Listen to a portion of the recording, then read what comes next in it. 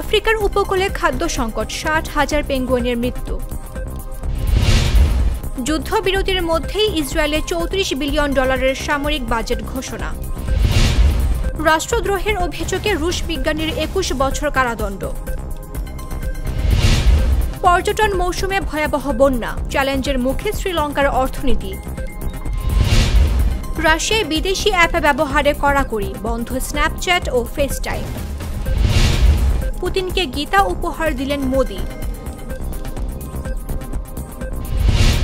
চীনের সামরিক তৎপরতা নিয়ে জাপান ও তাইওয়ানের উদ্বেগ। গাজায় ইসরায়েলি সমর্থিত দেশদ্রোহী আবু শাবাব নিহত। বায়ু দূষণে পাকিস্তানের বছরে ক্ষতি $22 বিলিয়ন।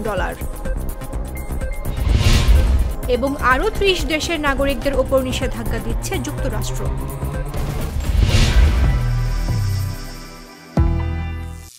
করিম চাচা, আপনার প্রিয় মানুষদের কখনো বিপদে ফেলতে চাইবেন না স্যার। তাহলে আমাদের বিপদে রাখা কি ঠিক হচ্ছে? এজন্যই বিজলি কেবলস সবচেয়ে ভালো ও নিরাপদ।